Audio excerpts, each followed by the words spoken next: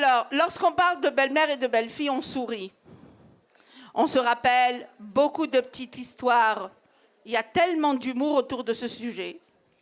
Et surtout, tellement de crainte. Alors, une jeune Kala qui se marie, mon Dieu, ta Schwiegerit, ta belle-mère. La belle-mère qui reçoit la Kala, ou mon Dieu, ma Kala. Et on le sait. Je n'ai pas besoin de vraiment de m'allonger là-dessus. Mais moi, je vais vous dire une chose. Tout ce que vous entendez et tout ce que vous voyez, c'est une nouvelle norme qui s'est créée et qui n'a rien à voir avec la Torah. Zéou. Alors d'abord, on va commencer comme ça. Ça n'a rien à voir avec la Torah. Avec la Torah, une belle-mère et une belle-fille, c'est l'idylle la plus parfaite. C'est vraiment le bonheur le plus parfait. Je vous cite juste très vite Naomi et ses deux belles-filles. Même lorsque, bon, elle a eu Ruth qui est sa déquête, mais elle a eu aussi Orpa. Et pourtant, même Orpa qui était comme ci, comme ça. Et pourtant, elle aussi, elle a suivi, elle a pleuré quand elle s'est séparée d'elle. Elle a beaucoup aimé. C'est-à-dire, on voit que ça n'a pas d'importance d'où, quoi, comment. Belle-mère et belle-fille, ça doit normalement, par rapport à ce qu'Akadosh Baruch Hu a créé les choses, ça doit être merveilleux. Maintenant, si ça ne se passe pas comme ça, alors on va accuser monsieur pré-messianique. Qu'est-ce que c'est pré-messianique? C'est-à-dire cette fameuse génération dans laquelle nous nous trouvons par hasard, et cette fameuse génération dans laquelle beaucoup de normes vont changer, et c'est la génération de... comment on dit ça, d'or, chutzpah isgé, la génération des effronteries. Et donc, comme choses qui vont changer, comme normes qui ne sont pas normales, d'accord? Eh bien, on a bat kama be'ima, vekala bechamota. Une fille, elle répond à sa mère, et une belle-fille, elle répond à sa belle-mère. Voilà. C'est-à-dire, ça, c'est vrai qu'on les a, mais c'est quelque chose qui n'est pas de chez nous. Voilà. Alors maintenant, qu'est-ce que ça veut dire chez nous? Et qu'est-ce que ça veut dire revenir à la nature, telle qu'Akadosh Baruch Hu l'a créée? Je vais essayer de faire ça très très vite. Et bien, Ezrat Hashem, peut-être j'arriverai à vous donner 1 ou 2 patentes. Combien? On va voir. Le fi Hazman. Donc, quel est le premier lien de la maman avec son fils? La première fois, le premier contact, le premier rapport, c'est quoi? Non, je parle quand? Dans le temps. Avant à la naissance, elle le voit. Dans le ventre de sa mère. Et quel genre de relation se développe dans le ventre de sa mère? Eh bien, il étudie la Torah. Mitrilata olam ve'atzofo. Il est un très grand Talmid Chacham, merveilleux. Il connaît tout, il sait tout. Et donc, le rapport qu'elle a avec son fils ou sa fille, c'est un rapport d'abord et avant tout qui passe par la Torah et qui passe par quelque chose de divin, une dimension divine. Voilà le premier rapport. Avant on va le voir, on va décider comme ci, comme ça. Il y a une maman qui donne plus d'amour, une maman qui donne moins. Mais en tout cas, le premier rapport qui s'est créé entre la mère et l'enfant, c'est d'abord et avant tout un grand Talmid Chacham, une grande tzadéket, vraiment quelque chose de merveilleux. Il a étudié toute la Torah et elle était un tsinor, un conduit. Elle lui a permis d'étudier toute la Torah. Plus que ça, elle lui a permis de naître juif. Attendez, ça c'est pas. À partir du moment où il est né d'elle, il est juif. Alors, donc c'est quelque chose de très important. Maintenant, on va poser la même question par rapport à la belle-fille. Quel est le premier rapport, le premier moment entre la belle-fille, la femme en fait, et le mari? La femme et le mari, c'est quand?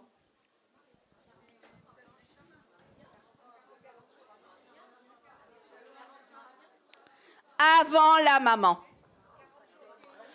Avant la maman, puisqu'ils étaient au ciel, ils étaient unis, une seule neshama ach ve'achot, et ce n'est qu'après, Et Akadosh Baruch Hu, la Gemara, elle insiste beaucoup, 40 jours avant, Akadosh Baruch Hu a dit avec qui il va se marier. Parce que c'est 40 jours avant qu'on va former âme sœur, cette partie au masculin, cette partie au féminin. Mais en tout cas, le rapport qui était entre eux, il était beaucoup plus fort que le rapport de la mère avec son fils.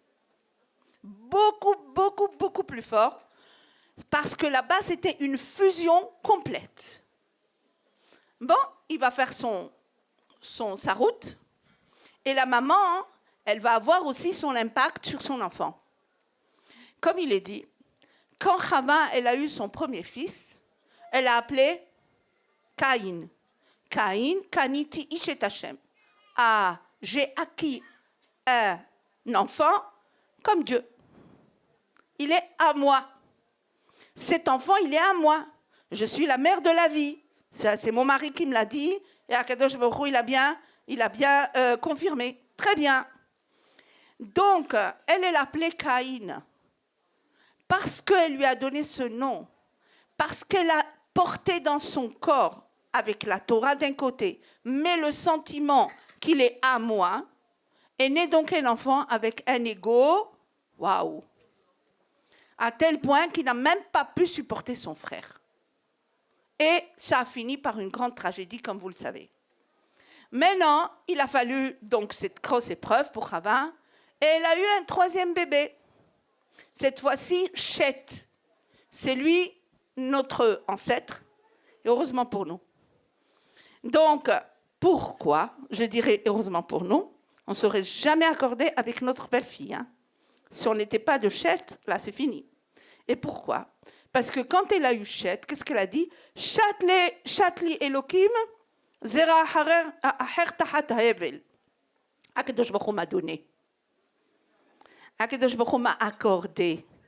Ah, c'est pas toi. Il y a le bon Dieu. Merci. C'est Hachem qui m'a accordé cet enfant. Donc, un petit peu plus d'humilité, de modestie. Qu'est-ce qu'on a? On a le père de Noé, le père d'Abraham Avinu. Nous sommes là, Baruch Hashem. Avec un petit peu plus de modestie. Qui c'est qui va vraiment, si on peut dire les taken, réparer jusqu'au bout cet ego maternel, c'est à moi, que Chava a dit quand elle a eu Caïn? Eh bien, il faut attendre bien des années, avec Am Israël et tout, etc. On arrive à Hana. Et Hana, elle a demandé au bon Dieu, écoute, Hachem, tu m'empruntes un enfant. Tu ne me le donnes pas, tu ne me l'accordes pas. Juste, tu me le prêtes. Ça va, tu vas me prêter un enfant. Et cet enfant, moi, je vais l'élever. Et après, il n'est pas à moi, il est à sa femme. Shmuel, il est emprunté à Hachem. Et c'est pourquoi que Shmuel était le Navi Shmuel, vechoulé. Je fais vite. Donc, qu'est-ce que vous voyez? Vous voyez qu'il y a ici, Be'etzem, deux conduits. Il y a le premier conduit de l'influence d'un être envers un autre, c'est-à-dire de la mère envers son enfant, c'est par la Torah, par le ventre d'une mère juive. Mais après, qu'est-ce qui va se passer? Eh bien, il est dit dans la Torah, il est écrit Al ken ya'azov ish et aviv et imo vedavak beishto vehayu lebasar echad. C'est pourquoi Akadosh Baruch Hu, il a créé les choses ainsi. On n'a pas eu le temps de vraiment d'écrire, mais on le sait, nous sommes Baruch Hashem des filles très très calées, très très instruites. C'est pourquoi il est dit Hashem a créé l'homme et la femme de cette façon pour qu'ils puissent quitter son père et sa mère et s'unir à sa femme et ils feront une seule chair. Là, c'est un verset qui est très problématique. Il nous laisse beaucoup réfléchir. D'abord, est-ce que vraiment il s'agit de quitter son père et sa mère? Au contraire, la mitzvah de Kibboud Avahem, il la garde toujours. Et plus que ça, elle quitte, elle est dispensée du Kibboud Avahem à elle pour pouvoir faire Kibboud Avahem à lui. C'est d'abord lui. C'est d'abord ses beaux-parents. Donc, c'est elle qu'on devait dire Al-Kenta Azovhi, elle n'a plus. C'est pas qu'elle n'a plus les gamrés, mais ça va, une partie. En tout cas, on ne va pas rentrer dans la halakha. Mais une partie, elle est dispensée. On va l'alléger. On va vraiment lui dire, tu sais, maintenant, ça va, c'est bien. Pourquoi? Ah, parce que tu as quelque chose de très important à la place. Quoi? Ta belle-mère, ton beau-père. Waouh!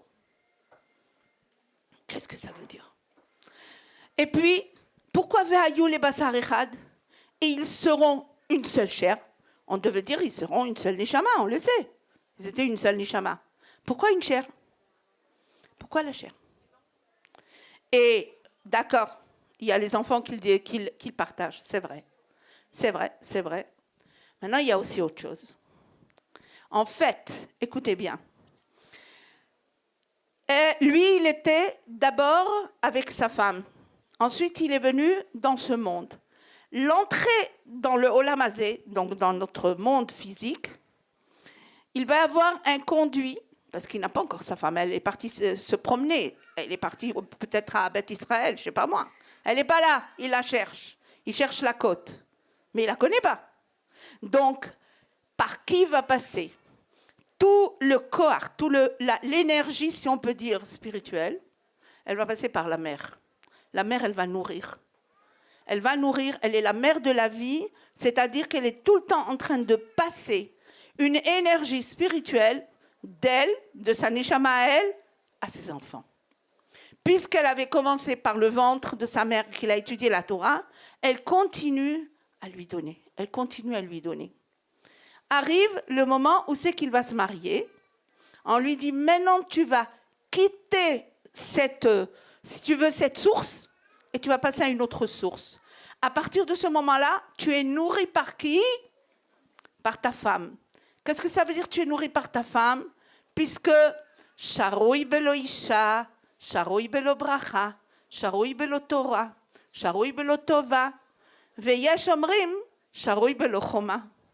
Donc, pour avoir tous ces beaux cadeaux, la Torah, la bracha, le bien-être, tout ça, et la protection contre les terrains, enfin tout ça, toutes ces belles choses, tu vas les recevoir par ta femme. Donc, qu'est-ce qui s'est passé? Il a quitté son ressourcement de la femme, de sa mère, il va passer au ressourcement de sa femme. Imaginez donc un conduit d'eau et qu'on a envie donc d'amener, il y a quelqu'un en bas qui veut boire. Alors, le conduit d'eau, le premier, il s'arrête à un certain moment.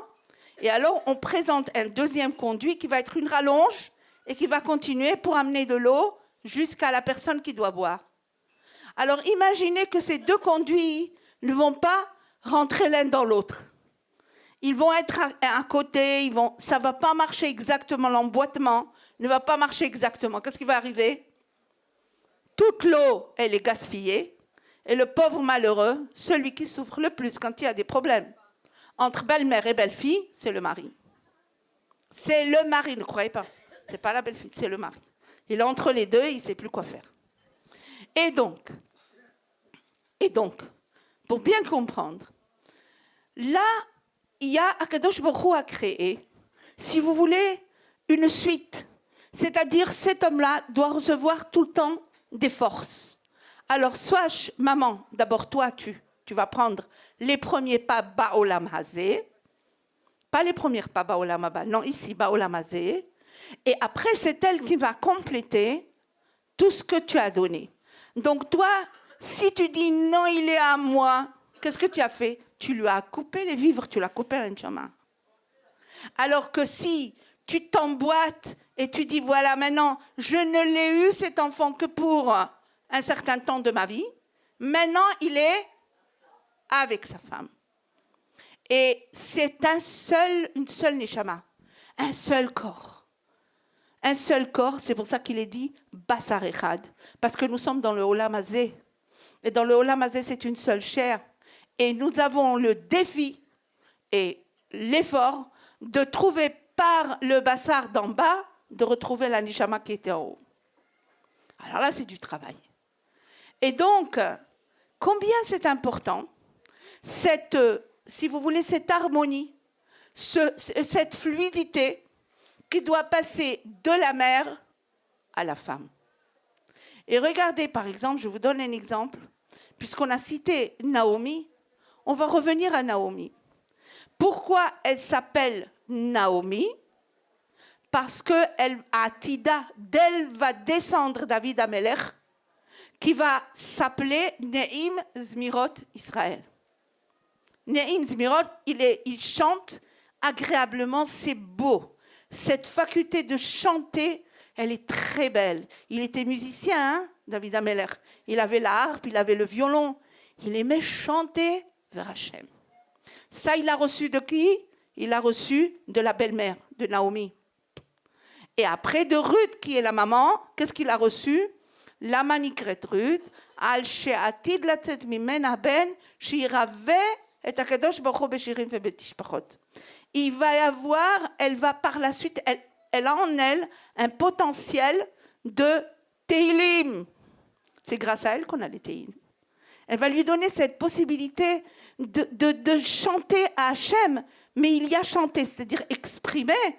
Il va nous exprimer le Teilim, c'est Bisrut Ruth, mais il va les chanter, ça va être un chant. C'était Naomi.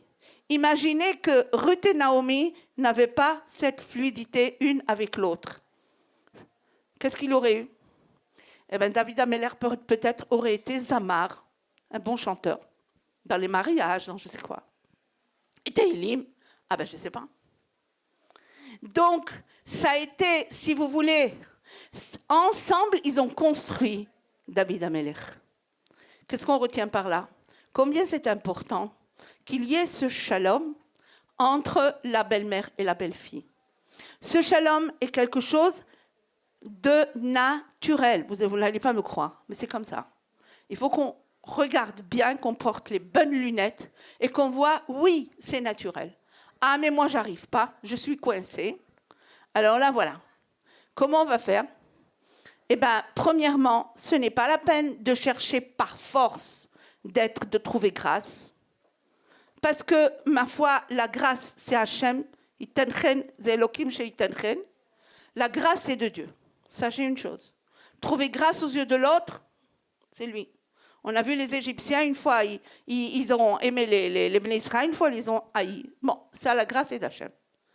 Par contre, le respect, donner la place à chacun, être sûr que Bezrat Hachem, c'est elle qui prend la relève après moi, ça c'est important.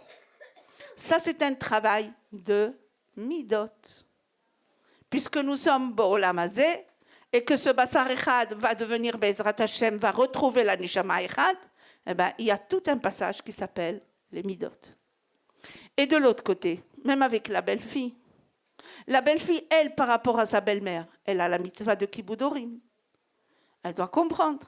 On l'a libérée, on l'a allégée par rapport à ses parents à elle pour pouvoir vraiment les respecter, sa belle-mère. Et donc, combien c'est important d'abord, elle sache donner le Kiboud Avahem. Parce que le Kiboud Avahem, c'est lui qui donne le bien et la parnassa et le shalom. Vous savez, je n'ai pas besoin de vous dire. Et l'udvarim chez en lahem shiur. Et puis, ha'adam ochel et perotehem ba'olam hazeh ve'akeren kayemet lo le'olam haba. Donc, le Kiboud Avahem est une source de bénédiction extraordinaire. Maintenant, il y a parfois que ça ne marche pas. Et on a fait tout ce qu'on a pu, mais ça ne marche pas. Alors, qu'est-ce qu'on fait? Qu'est-ce qu'il fait un Yehudi quand ça ne marche pas? Alors d'abord, il se rappelle que ça doit marcher. Et c'est comme ça. Parce que s'il n'a pas le repère, il n'a pas la vraie image, alors ça ne marchera pas. Donc ça, c'est ce qu'on a fait maintenant. Pendant ce petit moment, on a essayé de décrire. C'est le normal. C'est comme ça que ça doit marcher. Maintenant, qu'est-ce que je fais si ça ne marche pas? Qu'est-ce que je fais? Vous savez, le Rav Steinman, et avec ça je vais finir, le Rav Steinman, on est venu pour prendre une bracha pour un jeune homme qui avait 30 ans. Et on lui dit, Rav, vraiment, il a tout pour lui. il a la bonne famille, il a l'intelligence, il est Talmid Chacham, il étudie bien, il a tout, vraiment, Hakol, magnifique. Alors il a dit, alors? Il dit, bon, peut-être qu'il a ce caractère lolévateur. Il ne sait pas céder, il tient ça à son ami, il tient à ce qu'il dit. Il a dit, ou l'oyede alévateur? Il ne sait pas vraiment, c'est-à-dire se plier, qu'il ne se marie pas. Qu'il ne se marie pas. C'est-à-dire, bli lévateur, il n'a rien à demander à la vie. Il n'a pas de vie. Il n'a pas de vie. Donc, quand ça ne marche pas, qu'est-ce qu'on pense? On prie à Kadosh Baruch Hu, et on sait que c'est un travail de midot, eh bien, en avant. Ce n'est pas la peine de s'accuser, c'est pas la peine de... C'est un isayon comme un autre. C'est une épreuve comme une autre, et on accepte. Et si on avait un parent qui était très dur, et si on avait une mère qui était je ne sais pas quoi, alors quoi, qu'est-ce qu'on aurait fait? On aurait dit, bon, c'est mon père, c'est ma mère, c'est ce qu'Hachem a choisi pour moi, au Todavar. C'est ce qu'Hachem a choisi. Il m'a mis sur la route de ces deux neshamot qui sont une seule neshama. Je n'ai pas le droit d'être une intruse dedans. Voilà pour ma demi-heure.